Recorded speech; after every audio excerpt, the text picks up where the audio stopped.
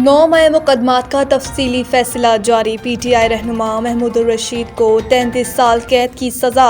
इंसदाद दहशत गर्दी अदालत ने 9 मई को गुलबर्ग के इलाके में जलाओ घराव और गाड़ियां जलाने से मुतालिक 2 मुकदमात का तफसीली तहरीरी फैसला जारी कर दिया, जिसमें अदालत ने दोनों केसेस में शवाहिद का जायजा लेने के बाद 23 मुल्जिमान को जुर्म साबित न होने पर बरी कर दिया, जबकि PTI रहनुमाओं समेत 7 मुल्जिमान को मुख्तलिफ सजाएं सुनाई गई। अदालत ने PTI के सीनियर रहनुमा मियां महमूद रशीद को मजमूई तौर पर 33 साल कैद और 6 लाख रुपए जुर्माने की सजा सुनाई। तहरीरी फैसले में कहा गया है कि महमूद रशीद को मुख्तलिफ दफात के तहत अलग अलग सजाएं दी गई, जो मजमूई तौर पर 33 साल बनती हैं, जबकि इसके अलावा जुर्माना भी आयद किया गया है। तहरीरी अदालती फैसले के मुताबिक डॉक्टर यास्मीन राशिद, उमर सरफराज चीमा और एजाज चौधरी को 10-10 साल कैद की सजा सुनाई गई। अदालत ने करार दिया कि डॉक्टर यास्मीन राशिद, एजाज चौधरी और उमर सरफराज चीमा का साजिश से मुतालिक मीटिंग में मौजूद होना साबित हुआ, जबकि प्रोसिक्यूशन के मुताबिक इन रहनुमाओं ने जलाओ घेराव के लिए अवाम में इंतशार फैलाया। अदालती फैसले में मजीद कहा गया है कि प्रोसिक्यूशन ने मुख्तलिफ व्हाट्सएप पैगामात, 70 सोशल मीडिया अकाउंट्स की तफसीलात और मुल्जिमान के खिलाफ फॉरेंसिक रिपोर्ट्स अदालत में पेश की। फैसले के मुताबिक JIT ने मुल्जिमान को कसूरवार करार दिया, जबकि किसी मुल्जिम ने JIT रिपोर्ट को किसी फोरम पर चैलेंज नहीं किया, अगरचे हतमी बयानात में सब ने खुद को बेगुनाह करार दिया है।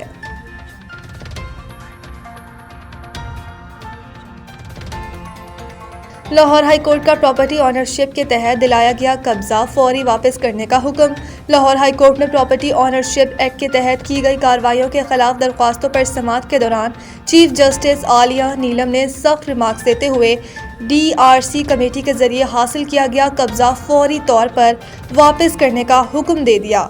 चीफ जस्टिस आलिया नीलम ने महमूद अली की दरख्वास्त पर समाअत की, जिस दौरान प्रॉपर्टी ऑनरशिप एक्ट के तहत कब्जा हासिल करने वाला शहरी भी अदालत में पेश हुआ। समाअत के दौरान चीफ जस्टिस ने कब्जा हासिल करने वाले शहरी के वकील से इस्तफसार किया कि आप गलत फैसले का दिफा कैसे कर सकते हैं। वकील ने मौक़िफ़ इख्तियार किया कि डिसीज के मातहत कायम कमेटियों ने अपने इख्तियारात से तजावुज़ किया, जिस पर चीफ जस्टिस ने रिमार्क्स दिए कि पहले कब्जा वापस करें, फिर मजीद बात होगी। चीफ जस्टिस ने यह भी कहा कि क्यों न कमेटी मेंबरान के खिलाफ कार्रवाई शुरू की जाए। चीफ जस्टिस आलिया नीलम ने कहा कि वकील खुद तस्लीम कर रहा है कि DCs ने इख्तियारात से तजावुज़ किया। अगर पटवारी वक्त पर काम करता तो ये मामला पैदा ही ना होता। उन्होंने कहा कि सिस्टम को बाईपास किया जाएगा तो ऐसे मसाइल जन्म लेंगे। समाअत के दौरान वकील ने कहा कि अगर सिस्टम से इंसाफ नहीं मिलेगा तो लोग कहां जाएंगे, जिस पर चीफ जस्टिस ने रिमार्क्स दिए कि अखबारी खबरों के लिए अदालत में डायलॉग न मारें। चीफ जस्टिस ने मजीद कहा कि वो जानती हैं कि अदालतों में कितने पुराने केसेस ज़ेर इल्तिवा हैं।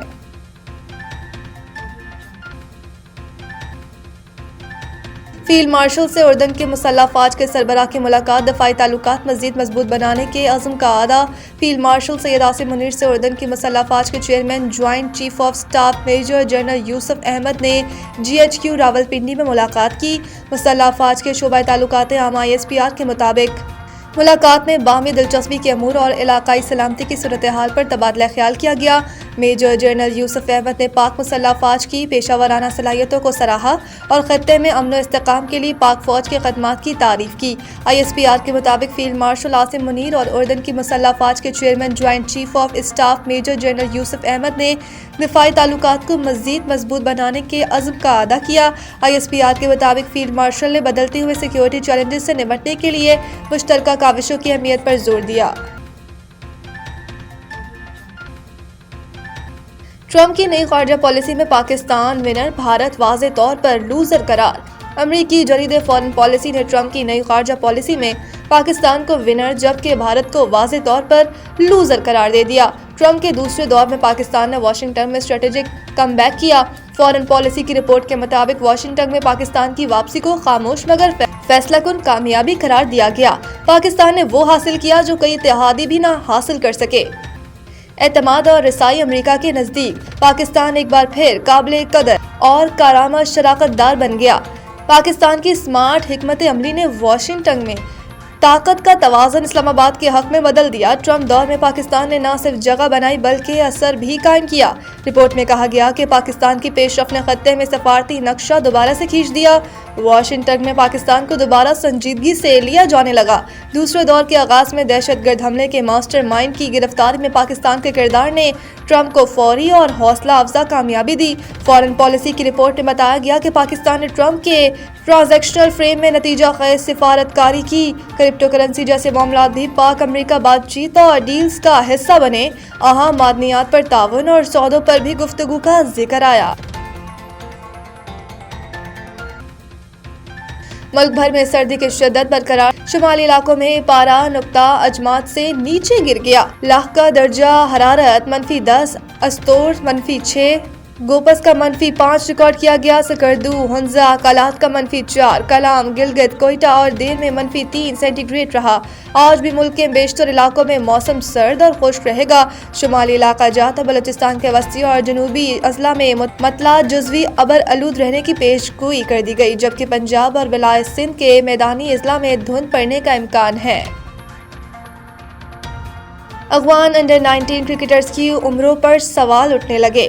3 سال تک بطور development coach Afghanistan cricket board کے لیے خدمات سر انجام دینے والے سابق فاسٹ بولر رانا نوید الحسن نے اس حوالے سے ملی جلی رائے کا اظہار کیا۔ انہوں نے کہا کہ افغان ٹیم میں بڑے دکھائی دینے والے 1-2 لڑکوں کے حوالے سے رپورٹس میں صداقت ہو سکتی ہے، لیکن سب کے ساتھ ایسا نہیں ہوگا۔ یقینی طور پر ان کے پاس اپنی عمر کی تصدیق کے لیے ثبوت بھی ہیں۔